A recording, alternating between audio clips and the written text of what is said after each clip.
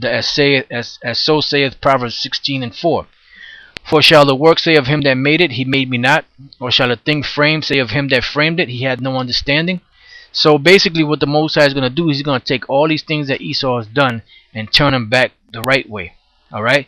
So that's why it says this intellectual group should attempt to put itself into positions where it could control the dissemination of information vital to biblical study. That's why you can't go by every book that Esau writes. You can get certain information and certain references, like from the Compact Bible Dictionary, Blue Letter Bible, which is a Strong's Concordance, and certain other books that Esau writes. You can get certain information out of there, but you can't go wholeheartedly by that. That's why you got a lot of these assholes out there that's lost, because they wholeheartedly trust in everything that Esau puts out there. And one prime example of that is this guy, False Prophet 666. Anything that Esau puts down in books, he just goes along with it. All right. So that's why it says that they would control the dissemination of information vital to biblical studies. This means they should gravitate to positions of authority in scholastic publications dealing with these fields, including libraries and archives. That's why when you go to these universities, which the word university, uni is one, versity is to turn into one, which is a one world government or one world order. When you go to these universities, you don't learn anything. You try to go to a university to learn the Bible, they're gonna twist that thing around so much to where when you come out of there, you're gonna be more perplexed than when you first went in there. That's why these so-called DDs, or Doctors of Divinity, that come out of these colleges, they're basically just set up to destroy further destroy the validity of the Bible, so that people, especially our people, the Israelites, would be more subject to lean towards the so-called white man and the government than to lean towards the Most High. Now, with that being said, I gotta come back to Daniel, but I want to go to the book of Isaiah. We were just there, the 33rd chapter, and I believe it's the 20th verse, and it says, "Look upon Zion, the city of our solemnities. Thine eyes shall see Jerusalem." No, this is not it. It's in Isaiah 33:22. Here you go, Isaiah 33:22. "For the Lord is our judge, the Lord is our lawgiver, the Lord is our king. He will save us." So the Most High is the one that's going to save us. Now, when you go to Isaiah, we were there, Isaiah the 10th chapter and the 20th verse. It also says this: "And it shall come to pass in that day that the remnant of Israel, and such as are escaped of the house of Jacob," meaning they escaped the grip of Esau, the so-called white man, and all these different philosophies that are being taught out here, "shall no more again stay upon him that smote them." Because see, Israel depends on Esau and the government. They trust in that. That's why when the situation happened in Louisiana with Katrina, what happened? What was the first thing they were asking for? They didn't say, "Where's the Most High at? Where's Yahweh Shai at?" What did they say? "Where's FEMA at?" Why? Because they trust in the so-called white man. They trust in his government more than they trust in the Most High. And that's one of the reasons why this whole biblical, which we're going to get into, the whole situation was set up to destroy the validity of the Bible, and have these preachers, have scandals come out on these preachers, so that when people would think about the scriptures and think about the Most High, the first thing that's going to come to their mind, instead of looking for salvation and being redeemed and being safe, they're looking at all the actions that happened. Or this guy was a pedophile, and this guy, he was a robber, this guy, he stole from the church, and this guy, this preacher, he committed all types of adultery with all kind of men and women in the church, homosexual acts. So they took all the attention away from the scriptures and from the Most High and put it on the people that are supposed to be teaching these religions. That's why we told brothers that this is not a religion. This is a worship. All right. So it said, but shall stay upon the Lord, the Holy One of Israel in truth. So that means Israelites were going to stay, or going to trust in the Most High, the Holy One of Israel, in truth. That's why you have to learn this truth, so that you can, when the whole shit hits the fan, so to speak, you can be protected and you can be safe. All right. So now let's go back here to number 4. It says, "All sections of the Illuminati, Frankists, and fellow revolutionaries of future generations must cooperate fully to promote and enhance the career advancement of the Biblical Destruction Group." The Apocrypha in the Authorized King James Version. According to the book To Eliminate the Opiate, out of print by Rabbi Antelman, the Illuminati formed a committee entitled the Biblical Destruction Group in 1776. This committee disbanded 50 years later. In 1826, the Apocrypha, 14 books of the Bible, was removed from the Protestant edition of the King James Bible. What were in these books that the Illuminati had to keep from the average person? What truths had to be hidden, and particularly in the United States?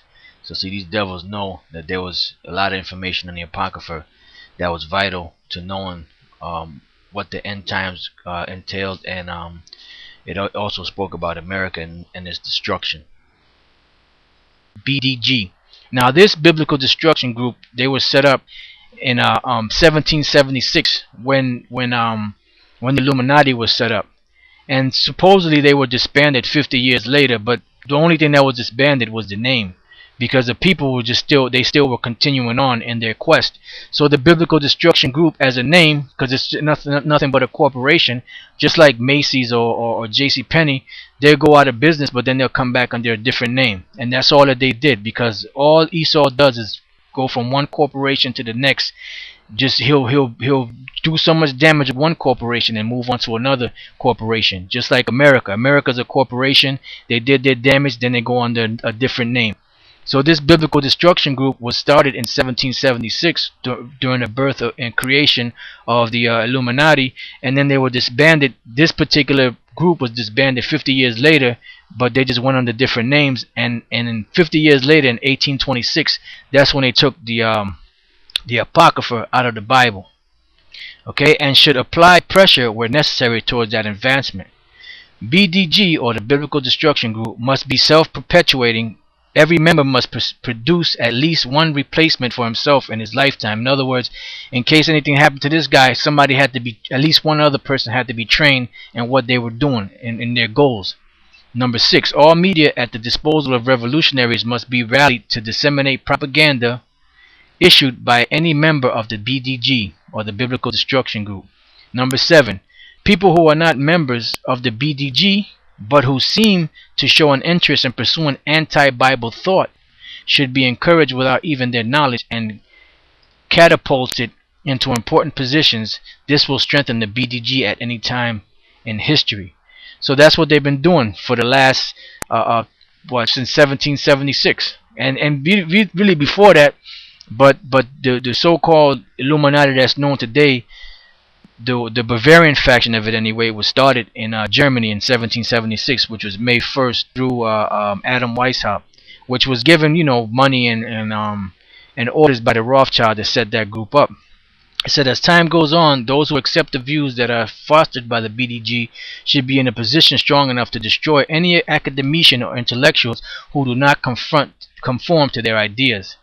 And that's why they do the things that they do. And anybody that comes against them, you better believe that they put them to death. Alright, now, since we hit that point, right, I want to show you, brothers, something else. When you go, see, because they systematically took the Apocrypha out of the King James Version of the Bible in 1826, I'm sorry. Now, the Spanish version of the Bible, which is called Cassiadura Valera, right? The 1500s and the 1600s is when this version of the Bible came to be. I believe it was 1569, and then there was a revision in 1602. Yeah, this is the Bible translation, Spanish, from Wikipedia, the free encyclopedia. And this is the Bible here, Reina Valera translation. The classic Spanish translation of the Bible is that of Cassiodoro de Reina, revised by Cipriano de Valera. It was for the use of the incipient Protestant movement and widely regarded as a Spanish equivalent of the Authorized Version. The first whole Bible in Spanish was printed in Basel in 1569, authored by Cassiodoro de Reina. Although some think that the Bible was a collective effort of some monks of the San Isidoro community in Spain, who led by Cassiodoro de Reina, escaped Inquisition and persecution. This was the first version of the complete Bible in Spanish, including Apocrypha, and is known as Biblia del Oso because of the honey-eating bear on its title page. Reina presented the University of Basel with some volumes One of them with Reina's dedicatory and signature. And this is one of the pages on the seat there. And there was a Spanish Bible, and they said that the Spanish Bible was a mirror image of the King James Bible. They basically went hand in hand. So they took out the Apocrypha out of the King James version, the English version, in 1826, and then in 1862 they took out of La Santa Biblia, they took out the Apocrypha. It says a revision of the complete Bible. The revision was made by Dr. Lorenzo Lucena. This was in 1862, a professor at Oxford University. His changes included additional revisions in orthography, and a modernized diction was added. Let me show you this. The Old Testament Apocrypha, which had been placed between the Testaments, was removed. So that's when that was removed. Let me show you that a little closer. Let me go back a little bit. See, the Old Testament Apocrypha, which had been placed between the Testaments, was removed. And this is by a guy named Lorenzo de Lucena. Alright? So that's just to show you how these devils operate. Alright? Now, let's go from there. I have a actual book here.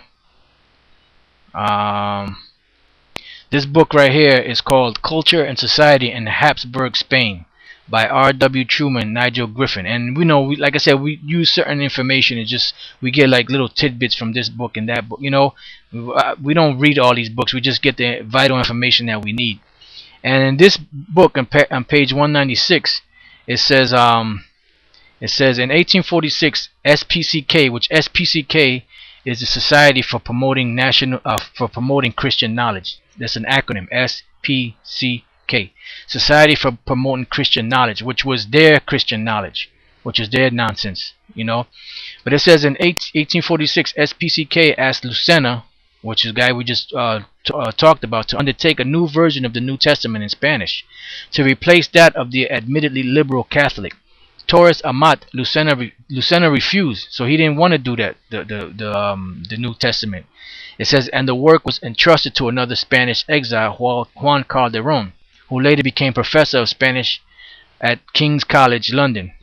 However, at the time of his appointment to the Taylor Institution, or just after, Lucena did undertake for the SPCK, the Society for Promoting Christian Knowledge. It says Lucena did undertake for the SPCK his most famous,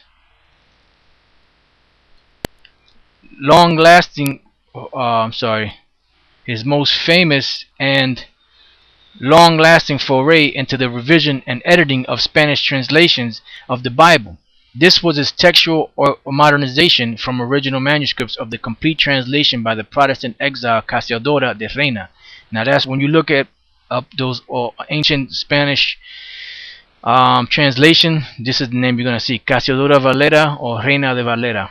This is published in Basle in 1569. See, Lucena's version, which incorporated the subsequent revision published in Amsterdam by Cipriano, see this is another name, de Valera, in 1602, was published for SPCK by Oxford University Press 1862, which was the same year, as we said, the same year, 1862, where the Old Testament Apocrypha, which had been placed between the Testaments, was removed by this guy, Dr. Lorenzo Lucena.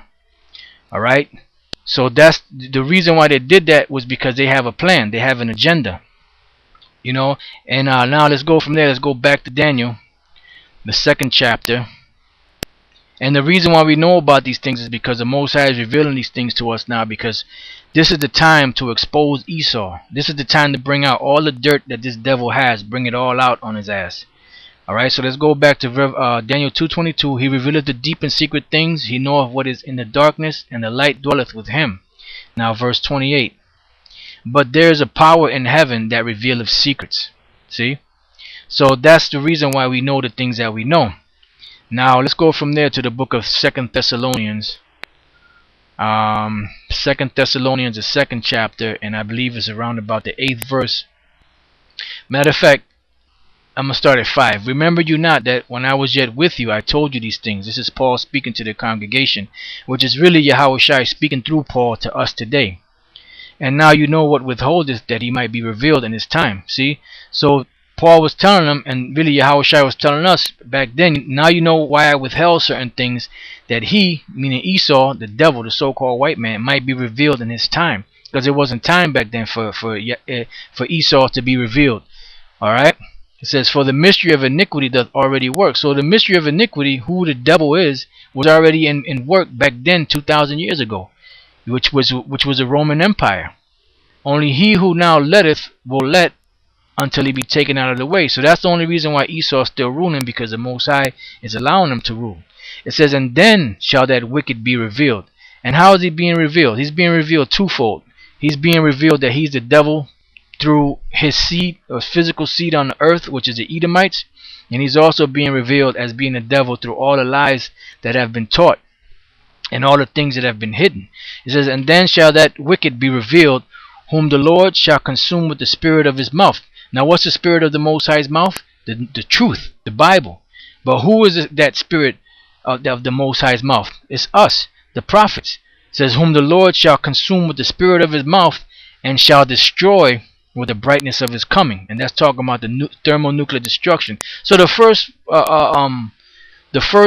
steps to destroying Esau and his bullshit is to expose him. That's why the Elder Tahar, beginning with the Elder Tahar, the Elder Gabar, and all the rest of the brothers, when we teach out there, we tell you brothers, that understand this truth, you got to get your behinds out there and teach, man, because the more this word goes out, the closer we go to this man coming down. So it says that he has to be revealed through the spirit of the Most High's mouth, meaning he has to be revealed. Judgment has to be pronounced on him, and shall destroy with the brightness of his coming. So if he's not revealed, he can't be destroyed. So he got to be revealed first, so the Most High can destroy him. It says, even him whose coming is after the working of Satan with power and signs and lying wonders.